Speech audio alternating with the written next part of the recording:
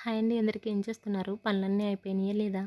మీరు ఎంతమందికి కాయగూరలు, పళ్ళు, కిరాణా సరుకులు బయట కొని తీసుకొనొచ్చే అలవాటుందో ఒకసారి నాకు కమెంట్ చేయండి. ఏంటమ్మా ఇయి కొనికాకపోతే ఊరికనే తీసుకొస్తామా ఏంటి అని అంటున్నారేమో. చెప్తా ఒక నిమిషం ఆగండి. నా చిన్నప్పుడు ఎలా ఉండేది అంటే చుట్టుపక్కన ఒక 4, 5 ఇల్లుల వాళ్ళు కలిసి మొత్తం ఏదైనా తీసుకుంటే బల్క్‌గా తీసుకునేవాళ్ళమనమాట.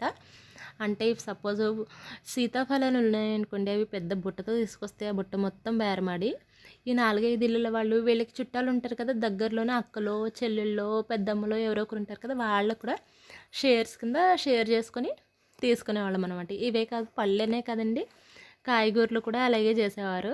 ఉల్లిపాయలైతే బస్తాలతో తీసుకొని వచ్చేవారు. కిరాణా సరుకులైతే ట్రిప్‌కి ఒకళ్ళు టైప్ చొప్పున. అంటే ఇఫ్ సపోజ్ ఒకళ్ళకి వెళ్ళడం కుదురుతుందనుకోండి, వాళ్ళు తీసుకొని వచ్చేసేవారు.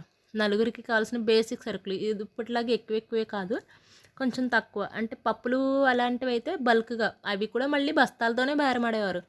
మినప్పప్పు, రవ్వలు ఇలాంటివైతే 25 కేజెస్ బస్తాలు బల్క్ తెచ్చేసుకొని షేర్ చేసుకునేవారు.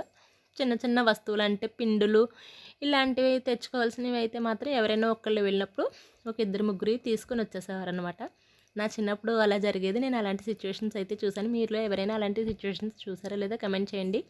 ఇంకా మార్నింగ్ బయటికెళ్ళి వచ్చి ఈ పనంతా అయిపోయిన తర్వాత పిల్లల దగ్గరికి వెళ్ళి పికప్ చేసుకొని పార్క్ అయితే తీసుకొచ్చేసానండి. Daily park తీసుకెళ్తున్నానన్నమాట. ఇంకా అందరూ వాకింగ్ చేస్తున్నారు పార్క్ వచ్చినోళ్ళు. నేను మాత్రం ఇంకా వాకింగ్ అది ఏం చేయలేదండి. జస్ట్ కూర్చొని అలా రిలాక్స్ అయ్యాను. మార్నింగ్ నుంచి పని చేసి అలసిపోయాను.